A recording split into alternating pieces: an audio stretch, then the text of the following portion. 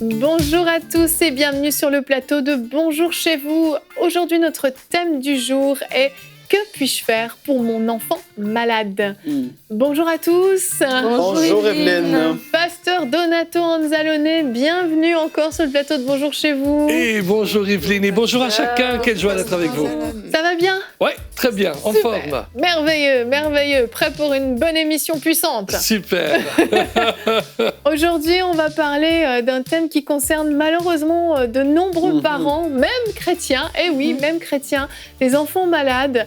Et c'est un vrai déchirement pour le cœur des parents qui, à mon avis, feraient tout pour pouvoir prendre la place de leur enfant, mais qui ne le peuvent pas malheureusement et qui souvent se sentent impuissants. Et en bon utiliser la foi et la parole de Dieu, ont l'impression que les choses ne bougent pas. Et on va essayer à la maison, si c'est votre cas, de vous encourager, de vous donner des conseils. Et puis en fin d'émission, on va prier pour vous également, pour que vous puissiez vraiment recevoir une percée dans la vie de votre ou de vos enfants. Et en deuxième partie d'émission, dans la rubrique « C'est mon histoire », nous aurons le témoignage de Sandrine Rivière, qui est venue tout droit de l'île de la Réunion nous partager comment son fils a été guéri de troubles du comportement, une guérison miraculeuse, donc c'est merveilleux. Et Pasteur Donato, si tu le veux bien, on va commencer tout de suite avec toi dans la pensée du jour.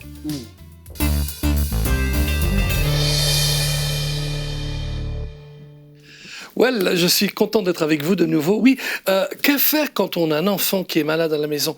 Je pense que qu'on est en train de parler de cela, on ne parle pas d'un petit bobo, un petit mal de tête, mais quelque chose qui est beaucoup plus grave, beaucoup plus long aussi. Et dans les maladies, il y a des maladies qui sont chroniques, qui reviennent régulièrement, comme il y a des maladies qui sont incurables et aussi des maladies qui malheureusement peuvent aller jusqu'au décès de l'enfant. Que faire quand on a un enfant qui est malade chez soi ? Ceux d'entre vous qui me connaissent savaient que nous avons une situation similaire. Nous avions une fille qui est née avec un handicap terrible. Elle avait un virus qui a littéralement détruit toute une série de cellules du cerveau, celles qui commandaient le parler, le marcher et la motricité. Et on a dû faire face à de nombreux choix pour nous assurer tout d'abord le bien-être de notre fille, pour qu'elle puisse quand même vivre une vie correctement, même si, comme le disaient les médecins, elle était bloquée,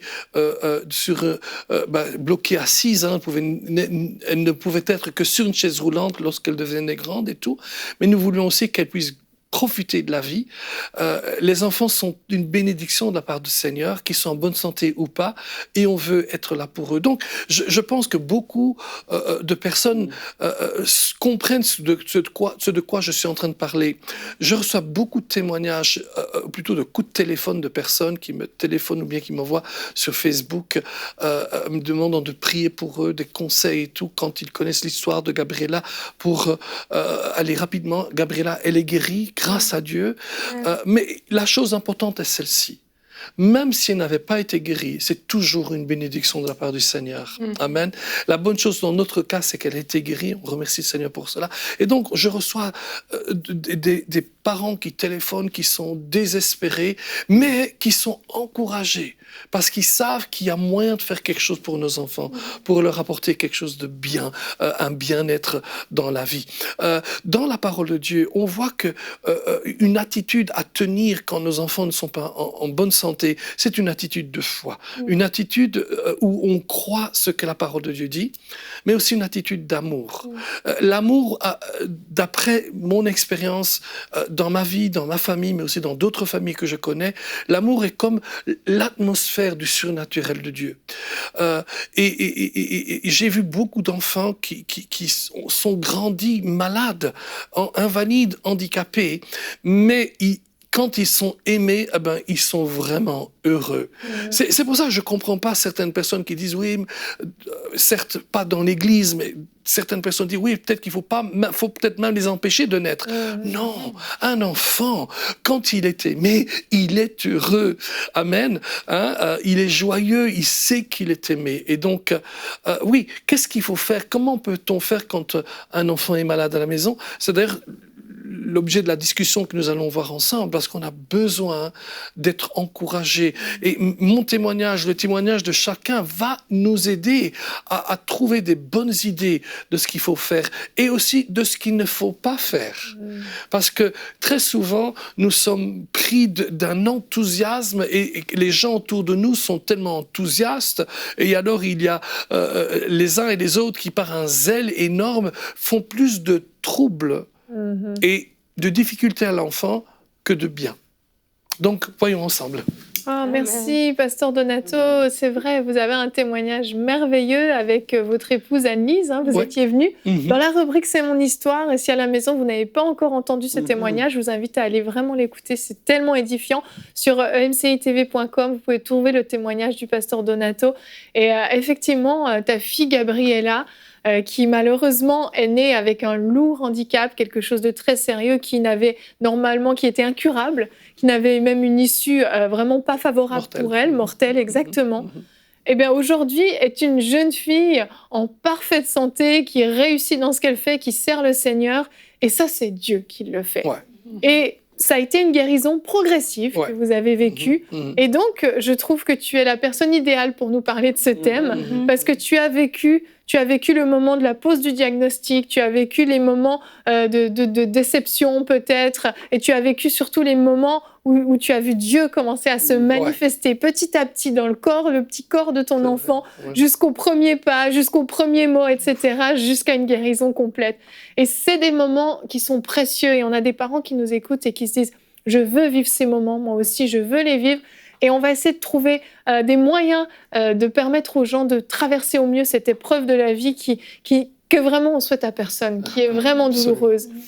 Et avant de commencer dans le vif du sujet, on va regarder notre verset du jour, qui est l'histoire de cette femme syrophénicienne qui vient demander à Jésus qui vienne guérir sa fille qui a besoin d'une délivrance. Et Jésus refuse. Jésus lui dit tu n'es pas juif, tu ne fais pas partie du peuple. Et il lui parle de ne pas donner la nourriture des enfants aux chiens. Et là, elle dit cette parole de foi, en fait, qu'on peut ne peut-être pas comprendre au premier abord, qui dit même les chiens mangent les miettes qui tombent de la table. Et Jésus lui répond à cause de cette parole, va. Le démon est sorti de ta fille, dans Marc 7, 29. Et à cause de cette parole, et cette parole de foi qu'elle a eue a amené la guérison, la vie dans le corps de son enfant.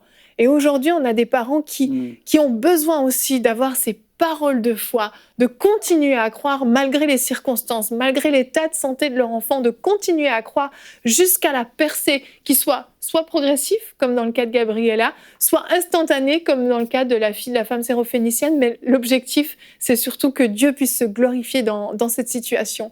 Et Pasteur Donato, pour commencer, tu nous disais que tu as rencontré un jour un homme de Dieu qui t'a demandé de prier pour son fils. Et la raison était vraiment triste. Sa motivation était triste, en effet. Il vient vers moi et me dit « Pasteur Donato, priez pour mon enfant, parce qu'il est handicapé et c'est une honte pour mon ministère. » Je le regarde et je me dis dans ma tête « Une honte, mais moi aussi j'ai un enfant handicapé. À l'époque, Gabriel était handicapé et c'était pas une honte pour mon ministère. La Bible est claire avec ça. Les enfants sont une bénédiction de Dieu, un héritage, une récompense de l'Éternel. Et il n'est pas marqué les enfants en bonne santé. C'est les enfants, un point, c'est tout. C'est vrai. Et en fait, on comprend bien que c'était la motivation qui n'était pas correcte. Et donc, je lui ai dit, mais c'est pas pour votre fils que je dois prier, c'est pour votre tête. Excellente réponse. Amen. Et j'espère qu'il m'écoute là. J'espère qu'il a réfléchi un petit peu là-dessus. Comme je le disais auparavant, même si Gabriella n'avait pas été guérie, cela ne change pas d'abord qu'elle est une bénédiction de la part du Seigneur. Amen. Et cela n'aurait jamais changé le fait que de toute façon, c'est quand même la volonté de Dieu guérir. Des fois, on ne comprend pas pourquoi il n'y a pas quelque chose qui s'est passé, mais on sait que sur la croix, Jésus a pourvu pour la guérison. Amen. Amen. Oui, et donc, cet homme a agi vis-à-vis de son enfant d'une manière tellement terrible. J'ai connu malheureusement l'histoire d'une autre situation, un autre serviteur de Dieu dans un autre pays, c'était pas en francophonie, donc n'allez pas chercher quel est le pasteur francophone ou quoi, mais qui lui avait un enfant handicapé. Il était en chaise roulante. Et au tout début, prier, ça ne fonctionnait pas. Et puis, au fur et à mesure que l'enfant grandissait, quand il avait 10, 12, 13 ans, ils ont commencé à rejeter la responsabilité sur l'enfant. Oh, C'est ta faute si tu es comme ça, tu n'as pas assez de foi. oh non. Et c'est malheureusement arrivé jusqu'au but où cet enfant s'est ôté la vie. Oh, c'est pas vrai. C'est terrible. C'est affreux. Oui, vous savez, des choses qu'on doit éviter. Vraiment. Nos enfants, Aïe, aïe, aïe. Mm. ils sont là, ils ont besoin de papa. Mhm. Mais même quand un enfant de la vie de tous les jours fait une bêtise, Mhm. papa doit être là, maman doit être là pour l'encourager, pour lui dire, écoute, c'est pas grave, on va aller plus loin, on va recommencer, on va... Non, là, ils ont voulu se décharger parce que, de nouveau, pour eux aussi, c'était entre guillemets une honte. Oui, c'est Ouais, ça. nos enfants ne doivent jamais être une honte. Moi, je suis fier de tous mes enfants, Amen. qu'ils étaient en bonne santé ou qu'ils n'étaient pas en bonne santé. Mhm. Ça n'a jamais été un problème pour moi. Parce que de toute façon, c'est pas nous qui guérissons, c'est Dieu qui guérit. Amen, amen. Amen. Ça, c'est important que les parents comprennent ça, parce qu'en tant que parents, on nourrit notre enfant, on prend soin de notre enfant, on a la responsabilité de notre enfant. Et quand l'enfant est malade, on a tendance à vouloir, encore une fois, être la solution pour notre enfant. Alors, on peut être la solution en ayant la foi, mais on ne peut pas guérir l'enfant. Et c'est important de se décharger, parce que parfois, les parents portent tellement une lourde charge C'est pour clair. obtenir la guérison, ils mettent tous leurs efforts pour obtenir la guérison pour leur enfant, qu'ils oublient qu'en fait, ils doivent se reposer sur Dieu. Mhm. Et ça, c'est quelque chose de Ouais. super important, parce qu'on ouvre des portes à des oppressions terribles sinon. On se sent une responsabilité qui n'est Mhm. pas la nôtre. On ne peut pas guérir notre enfant, effectivement, et c'est important que tu le Oui. dises, Pasteur Oui. Donato. En fait, on se met souvent des pressions inutiles. Mhm. On pense que tout, c'est nous. C'est nous qui devons... Nous, ce qu'on doit faire, c'est de nourrir nos enfants. Mhm. De les nourrir physiquement, mais aussi spirituellement, Oui. de leur parler de Dieu. Quand Gabriella était bébé, nous lui parlions de la parole. Mhm. Nous lui disions, Gabriella, elle était bébé, elle comprenait, elle parlait même pas. Je dis, mais Gabriella, tu parles. Gabriella, tu marches.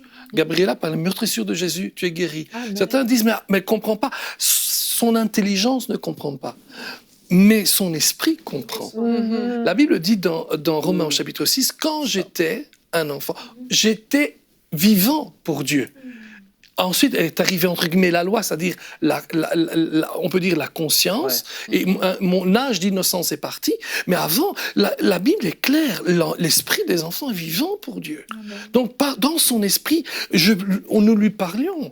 Et donc nous la nourrissions certainement physiquement, mais spirituellement, mais aussi on lui donnait des paroles d'affirmation. Jamais on s'est dit l'air de dire, mais enfin, petit idiot, tu n'arrives pas à t'asseoir. Oh là là. Quelle horreur. Jamais. Oui, mais il y en a qui le font. Ouais, ouais. Ouais, On doit c'est éviter ça. ce genre de choses-là. Ouais, c'est Et vrai. ça, je pense que, évidemment, il y a la frustration qui rentre dans tout ça. Hein. C'est pas que le fond du parent, mais parfois tu deviens tellement frustré, tellement à bout de tout ça. Mais Pasteur Donato, moi, je connais votre histoire par rapport à Gabriella, mais je sais que vous et votre femme, vous faisiez énormément attention à ce qui sortait de votre bouche, justement. Il n'y avait pas de malédiction qui sortait, il n'y avait pas de... Justement, vous faisiez attention de ne pas parler de l'incrédulité. C'était la foi qui était là. Est-ce que ça, vous pourriez en parler un petit peu par rapport Oui. aux gens pour qu'ils Oui, puissent saisir un peu le langage de la foi? Oui, oui, absolument. C'est un petit peu ce que je dis. Hein. Je lui disais, tu marches, tu ça. parles, parce qu'on priait pour cela. On lui donnait des versets bibliques, mais aussi ce que nous faisions, c'est que nous protégions notre foi. Et on la protégeait de personnes qui ne se mettaient pas en accord avec nous. C'est ça. Ok. Par exemple, on est ici, et imaginez-vous que je dis, oh, vous savez, Gabriella, elle est malade, mais je crois que Jésus l'a guérie. Et puis Nadine, c'est pas le cas, mais disons que, enfin, Donato, tu te rends pas compte, il faut t'y habituer, elle sera en chaise roulante toute la vie. Et tout d'un coup, ça peut... Alors, une fois, ça va pas abîmer ma foi. Mais si, comment tous les gens en qui j'ai confiance, que je connais, Pasteur Franck, on se connaît depuis des années maintenant, Aurélie, la même chose, et bien sûr, tout le monde ici, et vous commencez, mais tu sais, Donato, moi, je pense que, tu sais, peut-être que tu exagères un petit peu, tu vises trop haut. À ce moment-là, ta foi, là, risque d'être étouffée. Oui. Et on doit protéger notre foi. Surtout des gens qui ne savent pas se mettre en accord avec vous. Ouais, et même des gens de la famille. Je dis ça parce que Ouais, c'est clair. parfois, c'est nos proches peut-être qui n'ont pas le même niveau de foi ou qui ne connaissent pas tout simplement la guérison divine, qui sont appelés à dire des choses comme ça. Il y a des gens qui ont des enfants, qui ont des frères, qui ont des sœurs, et dans leur propre famille, généralement, on est habitué à s'ouvrir, comme a dit à ta sœur, dit à ton frère, sauf que vous avez grandi Et peut-être ton frère n'est pas encore au Seigneur et n'est pas encore prêt à accepter, te dire des paroles de foi, si tu veux. Et on commet souvent l'erreur aussi de dire comme ça. C'est pas qu'il faut cacher forcément les choses, mais c'est vraiment respecter cet environnement dont Pasteur Donato parle. Je le dis parce que moi, j'ai déjà vu, c'était pas le cas d'un enfant, mais des personnes qui s'ouvrent vite à leur famille parce que c'est la famille, mais les paroles qui reviennent, c'est vraiment des paroles de mort. Ce ne sont pas des paroles de vie. Donc, il faut protéger au maximum l'entourage et se protéger de voilà, il faut l'entourage, se protéger au maximum au niveau de notre entourage. Absolument. Il y a des charges de la famille, quelquefois, ils ne le disent pas parce qu'ils ne veulent pas croire avec vous, ils le disent parce qu'ils ne veulent pas vous voir souffrir. Aussi. C'est un petit peu ce qui s'est passé avec la femme de Job. Elle voit son mari souffrir. Elle dit « maudit Dieu » et meurt. Elle pensait que si tu maudis Dieu, Dieu, plaque, te prend comme ça. Mais Dieu ne prend pas les gens comme ça, amen. Mais c'était par amour pour son mari. Elle ne voulait plus le voir souffrir. Et quelquefois, on voit la sœur souffrir à cause de l'enfant qui est toujours malade constamment. Elle la voit passer énormément d'heures derrière elle. Elle dit « écoute, c'est peut-être mieux que tu arrêtes et que tu commences à simplement ne plus commencer à croire parce que j'ai peur que tu perds la tête là-dedans. » Et ça aussi, ça peut arriver. Donc, c'est important. Mais ça n'empêche pas qu'on doit protéger notre foi. Absolument, absolument. Il y a aussi une notion de culpabilité qui est très importante. Les parents se sentent coupables de la maladie de leur enfant. Oui. Ça n'a pas été le cas d'Annelise et de moi, mais nous voyons beaucoup de gens qui sont convaincus que c'est à cause d'eux. Ils ont fait quelque chose de mal. C'est comme si c'est leur faute que l'enfant est malade. Peut-être qu'ils ont fait quelque chose et que c'est une chose qui s'est reproduite chez l'enfant.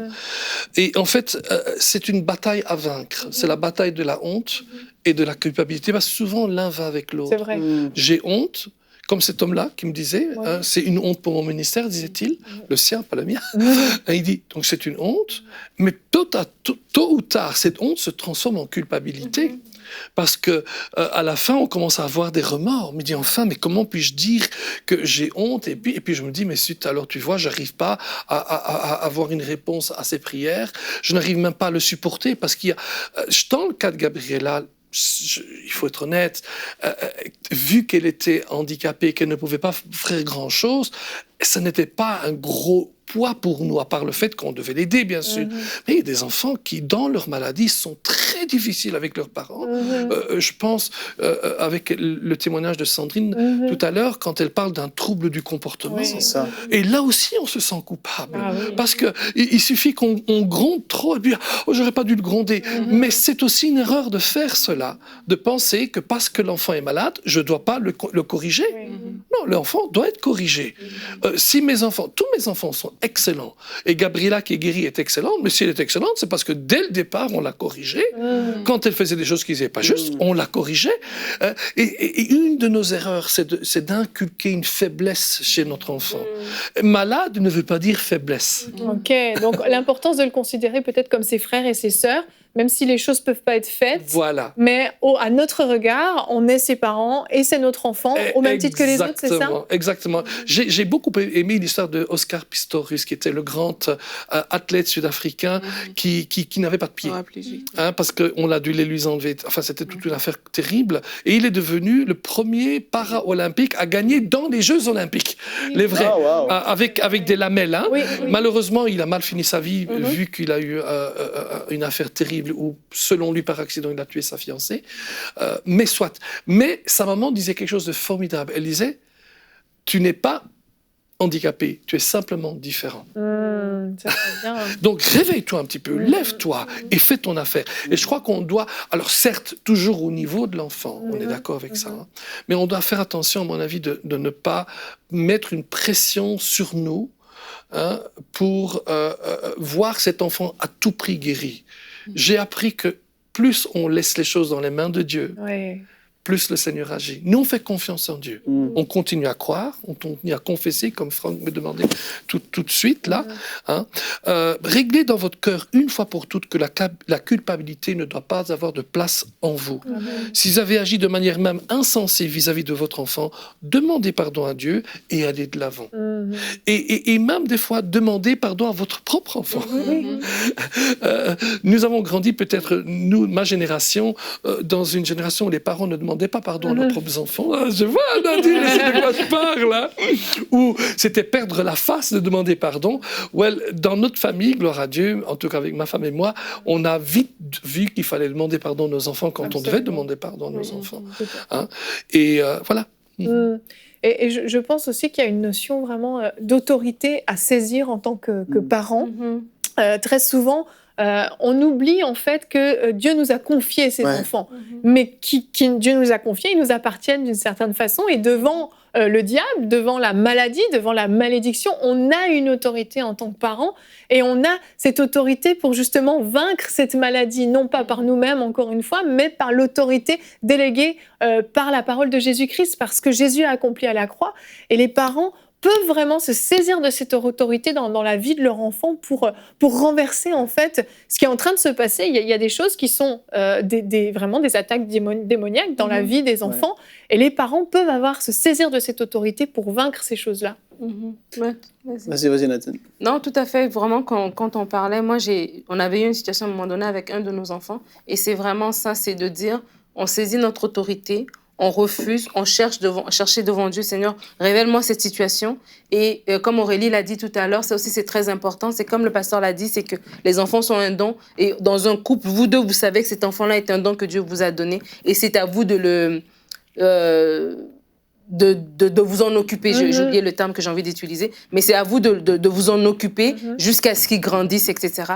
Et nous, vraiment, c'était un moment donné où est-ce qu'on s'est tenus dans la foi, mon mari et moi. Et il y avait des fois des nouvelles où est-ce que le médecin nous donnait quelque chose, on le donnait pas, on le rapportait pas. Même si un membre de famille demandait un update, on gardait certaines informations justement pour protéger notre foi, parce que nous, on savait ce qu'on avait reçu de la part de Dieu. Et il y avait des combats, et à un moment donné, quand l'enfant a grandi, il y avait des choses aussi, on l'associait sa foi aussi, par rapport au problème. À un moment donné, elle avait été hospitalisée, et le médecin est venu, parce qu'ici, je ne sais pas comment c'est dans d'autres pays, mais ici, on donne le diagnostic directement au patient. Donc, on ne te dit pas toi aux parents pour que tu le redises à ton enfant dans tes mots, on dit directement à l'enfant. Et quand le médecin a dit à mon enfant, elle a dit, c'est pas moi. Elle a refusé. Elle a même réagi beaucoup plus rapidement que moi, sa maman, parce qu'elle était vraiment dans cette foi que non, c'est pas son dossier. Ça, c'est pas mon dossier. Et vraiment, on a vu la main de Dieu qui a agi de façon extraordinaire. Et vraiment, rappeler aux parents, comme tu as dit, Evelyne, c'est tellement important. Vous avez cette autorité. Ne marchez pas dans la culpabilité. Ce n'est pas votre faute. Ce n'est pas votre faute. Votre enfant n'est pas moins enfant parce qu'il vit cette situation-là, mais vous avez l'autorité de vraiment combattre, comme on l'a vu dans le cas de la Bible de cette femme. On l'a vu de ce monsieur dont le fils avait le fils qui se jetait, qui se jetait dans le feu. Oui, épileptique, voilà, c'est ça le mot, qui est allé vers Jésus. Donc, vous avez cette autorité d'aller vers le Seigneur avec ce problème et Dieu répond. Amen. Je vous propose qu'on regarde maintenant le témoignage de Sandrine Rivière, et ensuite, Pasteur Donato, tu pourras prier pour les parents qui nous écoutent pour que leur foi tienne ferme malgré la situation. Donc, je vous propose qu'on regarde ça dans la rubrique « C'est mon histoire ».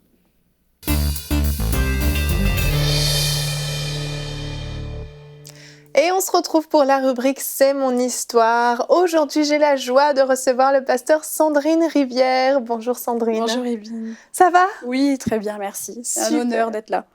Honneur partagé. Je suis super contente de t'avoir avec nous. Merci. Tu es l'épouse du pasteur Steve Rivière. Vous êtes tous les deux en charge de l'école Destinée, que beaucoup connaissent. Et vous êtes également pasteur de l'église Extravagance Saint-Denis à l'île de la Réunion, qui est une autre église de l'île de la Réunion, Extravagance Saint-Pierre, avec le pasteur Bruno Picard, et désormais église Extravagance Saint-Denis à l'île de la Réunion. C'est bien ça? Exactement, oui, c'est bien ça. Ouais. C'est parfait. Vous avez 3 enfants tous les deux, 3 beaux enfants, j'ai même envie de dire, parce qu'ils sont super beaux. Et aujourd'hui, tu viens nous raconter le défi que vous avez rencontré avec votre deuxième fils, Mathis, qui a eu des troubles de comportement en fait quand il était petit. Et tu vas nous partager surtout comment vous avez obtenu la victoire, celui qu'il est devenu aujourd'hui, comment Dieu vraiment vous a fortifié dans toute cette aventure qui n'a pas été si facile. Tout commence pour vous donc quand Mathis est tout petit, hein, il a encore 3 mois, vous partez en Afrique du Sud sur le go du Seigneur, en fait, c'est bien ça? Oui, c'est bien ça. Donc, on est allé en Afrique du Sud avec nos enfants. Donc, il y avait Nathan, notre aîné, et Mathis, donc, avait 3 mois. Donc, effectivement, on est parti par obéissance au Seigneur et en mission là-bas pendant une année. C'est ça, c'était une année qui n'était pas forcément évidente pour toi parce qu'il a fallu tout quitter. Et puis, donc, au bout d'un an, vous rentrez à l'île de la Réunion. Et puis là, tu commences à voir que Mathis ne développe pas le langage qu'un enfant de son âge devrait développer. Mais bon, tu te dis c'est sûrement dû au changement de pays, etc. La langue, c'est ça? Exactement, oui. Quand on est rentré, donc, il avait 13 mois. Donc, on s'est dit, c'est normal, un enfant à 13 mois, il ne parle pas forcément. Oui. Des fois, il y a des enfants qui prennent un peu plus de temps. Donc, on ne s'inquiétait pas. Et puis, les mois sont passés. Et effectivement, au bout de quelques mois, on voyait que son langage ne se développait pas, qu'il ne réagissait pas trop quand on lui parlait, qu'il était quand même un peu différent. Mais on s'est dit, on va attendre parce qu'il a entendu la langue anglaise quand on était en Afrique du Sud. Et puis là, on est rentré, il entend le français. Donc, on s'est dit, c'est peut-être juste la différence de langage. Donc, on va attendre et puis tranquillement. Et puis, on ne s'inquiète pas. Et puis, on fait notre vie et on avance. Mais c'est vrai qu'après, plus les mois passaient et plus il y avait quelques signes qui nous montraient qu'il était quand même différent. Et puis, ayant eu Nathan, qui avait déjà, lui, 3 ans de différence avec Mathis, je savais comment un enfant fonctionnait, se développe. Et puis, au bout de quelques mois, je me suis dit, non, il y a quelque chose qui ne va pas comme pour les autres. Ouais, tu me disais qu'il faisait des crises de pleurs par moment, qui n'avaient absolument aucune raison, qui n'était pas expliquée. Exactement. Des fois, il pouvait être dans sa chambre en train de jouer. Et puis, il se mettait à pleurer tout seul, sans qu'il y ait personne autour de lui, sans raison. Et donc ça a commencé à être de manière ponctuelle au fur et à mesure. Donc, et plus les mois passaient, et plus ça se multipliait, et plus ces crises de pleurs duraient. Des fois, au début, ça pouvait être 5-10 minutes, et puis plus les mois passaient, plus c'était long. Il pouvait des fois pleurer pendant 1 heure sans qu'on comprenne ce qui se passe. Et on essayait de le consoler, de lui parler, d'échanger avec lui, mais on n'avait pas de retour parce qu'il ne pouvait pas communiquer, il ne parlait pas. Donc en fait, on ne comprenait pas du tout ce qui se passait à l'intérieur de lui, mais on savait qu'il y avait des choses qui se passaient, sauf qu'on ne pouvait pas mettre le doigt dessus et on n'avait pas la compréhension de ce qu'il était en train de vivre, en fait. C'est super stressant quand même en tant que parent, j'imagine, parce que tu vois qu'il y a quelque chose qui ne va pas, tu ne sais pas exactement ce que c'est. En même temps, tu te dis, je veux être dans la foi, donc je veux rester super positive, mais comment on gère ça en tant que parent ? Comment on gère ça? Je dirais, nous, en tout cas, on l'a géré avec l'aide du Saint-Esprit. Ça a vraiment été une grâce.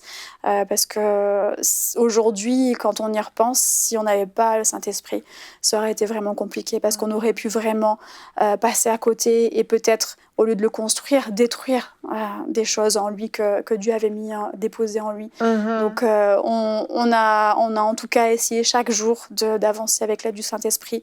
Et c'était pas toujours facile, on n'avait pas les solutions à chaque fois, mais on s'appuyait vraiment sur Dieu et chaque jour, c'était une nouvelle journée où on se disait ça va être une nouvelle étape, ça va être peut-être un nouveau défi, un nouveau combat, mais on regardait à Dieu et sa parole et on évitait en tout cas de regarder aux circonstances mauvaises qui étaient en train de se dérouler devant nous, même si c'était pas évident de le voir souffrir et de voir qu'il n'arrivait pas en tant qu'enfant à être heureux comme tous les enfants. Donc ça, en tant que maman, c'est vrai que pour moi, ça a été un cheminement assez compliqué émotionnellement. J'imagine, oui. Mais par la grâce de Dieu, le Seigneur nous a portés. Et c'est une période aussi où je me suis vraiment plongée encore plus dans sa parole, à étudier sa parole, à écouter des messages aussi sur la foi. Parce que quand on vit chaque jour des défis comme ça, si on ne s'équipe pas avec la parole de Dieu et que notre foi ne grandit pas, c'est difficile d'avancer. Ah, c'est sûr, c'est sûr. On a besoin de se fortifier vraiment au quotidien parce qu'on sait qu'il y a un combat qui est en face de nous finalement. C'est ça. Et vous avez eu un troisième enfant, oui. La petite Eva, qui est venue agrandir la famille. Et puis, tu me partageais un événement qui a été quand même déclencheur de beaucoup de choses. Un dimanche de la fête des mères à l'église où tu décides d'y aller quand même. Hein. Tu me disais c'était tentant de s'isoler parce que les circonstances étaient tellement compliquées, mais vous décidez de continuer votre vie. Et ce dimanche donc de la fête des mères, vous allez à l'église et qu'est-ce qui se passe? C'est ça, donc c'était un dimanche de fête des mères, donc on descend à l'église ensemble en famille. Et là, comme beaucoup de dimanches où on allait à l'église, Mathis fait une crise, donc les personnes responsables des enfants me font appeler et me demandent de venir parce que Mathis est en train de pleurer, crier, qu'ils n'arrivent pas à le gérer, donc j'y vais. Je prends Eva, je la remets dans sa poussette et puis je descends voir Mathis. Et là, je vois qu'il est dans une crise et que ça ne va pas être possible de le calmer et de rester. Donc, je le prends, je le mets dans la voiture, je mets Eva dans la voiture aussi. Il a quel âge à ce moment-là, Mathis? 2 ans à peu près? Mathis, à ce moment-là, non, il avait un peu plus, il avait 4 ans. Ok. Il avait 4 ans à cette époque-là, il avait 4 ans. Donc je le prends, je demande à Nathan aussi, son grand frère, de venir, et puis on remonte tous les 4 à la maison. Et là, sur le chemin, je crie au Seigneur intérieurement, parce que les enfants étaient là dans la voiture, je voulais pas notamment que le plus grand, Nathan, me voit pas bien et il me voit en train de pleurer, donc je crie intérieurement, je dis Seigneur, j'y arriverai pas si tu interviens pas, je pourrai pas continuer comme ça, ça devient trop difficile, je peux plus avancer, il faut que tu interviennes, il faut que tu fasses quelque chose, il faut que tu changes, Mathis. Et donc on arrive à la maison et puis Seigneur ce jour-là m'a donné une réponse mais qui n'était pas du tout celle que je voulais entendre et que je m'attendais en fait. Mais ô combien c'était une réponse qui allait tout changer et tout transformer et me transformer moi aussi. Qu'est-ce qu'il t'a dit à ce moment-là? Donc le Seigneur m'a dit est-ce que tu es prête à l'aimer, donc à aimer Mathis, même si je ne le change pas? Donc sur le coup, j'ai pas tout de suite réalisé. J'ai donné à manger aux enfants parce que c'était l'heure du repas. Donc je me suis occupée d'eux. J'ai attendu que Steve rentre de l'église. Et puis quand je me suis posée quelques heures après, quand j'étais au calme, j'ai repensé à ce que Dieu m'avait dit, puis j'ai dit Seigneur, mais pourquoi est-ce que tu me dis ça? C'est pas ce que je t'ai demandé. et à ce moment-là, j'ai compris que Dieu voulait me révéler quelque chose et me montrer quelque chose, voulait me faire comprendre quelque chose sur la situation. Et c'est à ce moment-là que j'ai compris que mon focus, en fait, n'était pas bon et que je commençais aussi à croire à un mensonge de l'ennemi, que Mathis ne changerait pas, que ce serait tout le temps comme ça, qu'on allait vivre encore des années comme ça. Et je commençais à croire, en fait, à un mensonge de l'ennemi. Et à douter aussi de l'amour de Dieu. Et quand il m'a posé cette question-là, je me suis rendu compte en fait que moi-même j'avais besoin de changer ma perception de la situation et que j'avais besoin de comprendre que Dieu est là, que Dieu est avec nous et qu'il fallait juste que je relâche et que je lui fasse confiance. Donc j'ai dit à Dieu ce jour-là, Seigneur, oui, je continuerai à l'aimer, bien sûr. Et je continuerai à t'aimer, je continuerai à te suivre. Et j'accepte, même si je ne sais pas ce qu'il y aura devant nous, même si je ne sais pas comment on va gérer les semaines futures, les années futures, mais je te fais confiance. Et je décide d'avancer, même si je ne sais pas. C'est ça, c'est que tu es dans l'inconnu, mais tu décides de lui faire confiance et tu relâches tout sur Dieu à ce moment-là, tu te décharges. Et en fait, ce que tu sais pas, c'est que tu t'y attendais pas, mais à ce moment-là, c'est comme un déclencheur parce que finalement, il y a un processus qui se met en marche parce que en fait, tu t'es déchargé vraiment sur Dieu, tu as laissé le contrôle à Dieu et tu commences à avoir une évolution dans la vie de Mathis. Exactement, oui. Ça s'est déroulé peut-être quelques semaines, même pas 2 mois après ce moment-là. 2 mois après, en fait, on a reçu une parole à l'église, justement, un soir, où le Seigneur nous disait que l'ennemi a essayé de nous détruire, en fait, en utilisant nos enfants. Et c'était exactement ce qui s'est produit. Et que le Seigneur disait, non, c'est fini, il y aura un changement. Et dès ce jour-là, en fait, on a cru, on a déclaré le changement sur la vie de Mathis. Oui. Et le soir où on a reçu en fait cette parole, c'est un soir où il a fait une crise. Donc dans son sommeil, il s'est réveillé en pleurant et en hurlant parce qu'il se réveillait beaucoup les nuits à cette époque-là. Et puis même le matin, il se réveillait, il pleurait. On savait qu'il était réveillé parce qu'il pleurait en fait. Donc ce soir-là, quand on a reçu la parole et qu'il s'est réveillé, Steve lui a parlé, lui a dit, Mathis, c'est fini. Le Seigneur nous a dit aujourd'hui que ça va changer. Donc tout va changer. Et depuis ce jour-là, en fait, le processus du changement a commencé. Donc il s'est réveillé le lendemain matin. Et première fois depuis des semaines, même des années, où il se réveillait et où il n'a pas pleuré.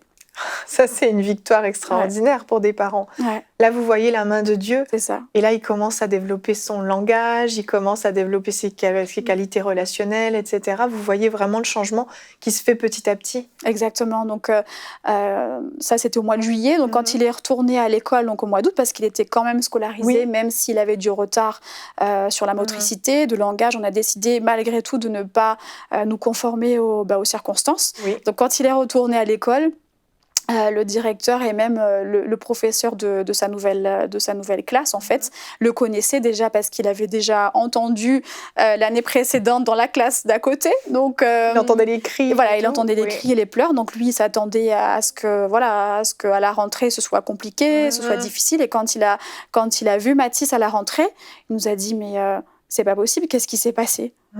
Donc, il avait vu qu'en l'espace de 2 mois, il y a quelque chose qui s'était passé en lui et qu'il y a un changement qui avait été opéré. C'est merveilleux. Et le changement a continué à se développer jusqu'au même les médecins qui avaient prévu de poser un diagnostic d'autisme en fait sur la vie de Mathis finalement ont eux-mêmes vu le changement. Tout a évolué. Aujourd'hui, comment il va, Mathis ?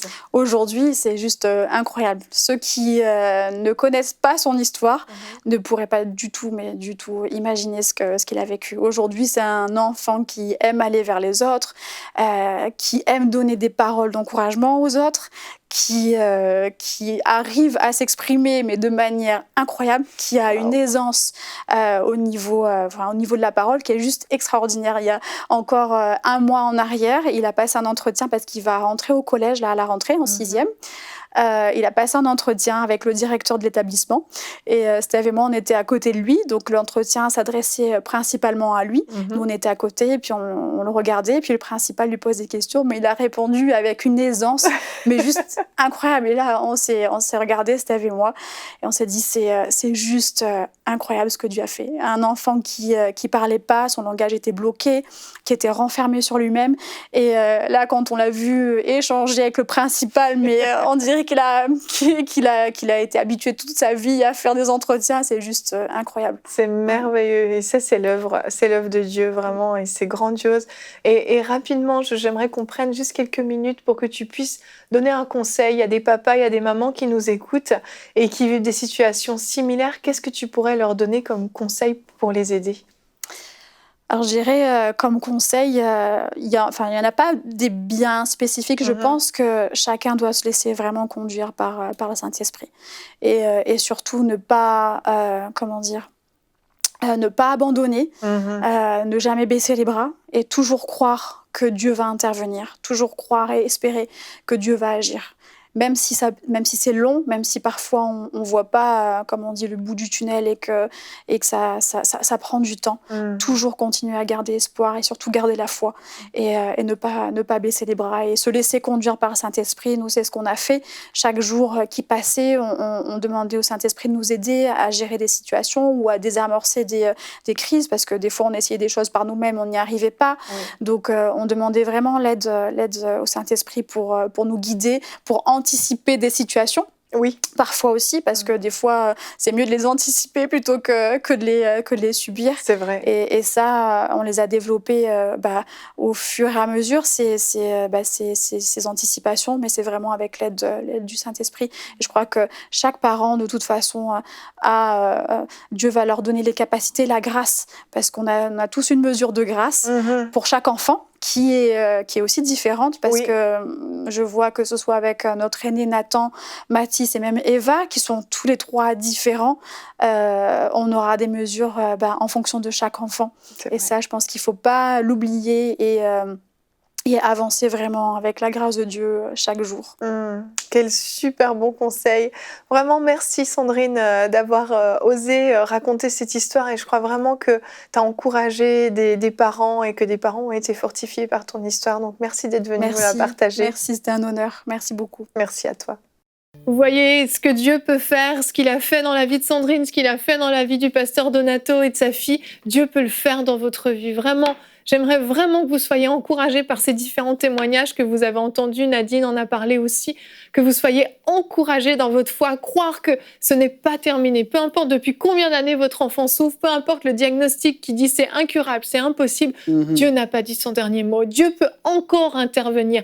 Croyez encore, mettez-vous dans la foi avec nous. Nous allons vous associer à votre foi. Et pasteur Donato, tu vas pouvoir prier pour ces enfants malades, pour ces parents qui ont besoin d'être fortifiés. Et je crois vraiment que vous allez recevoir, si votre enfant est à portée de main, vous pouvez poser la main sur lui et vraiment vous saisir, comme on le disait, de cette autorité en tant que père et en tant que mère. Mais oui, c'est ce qu'on va faire. Hein.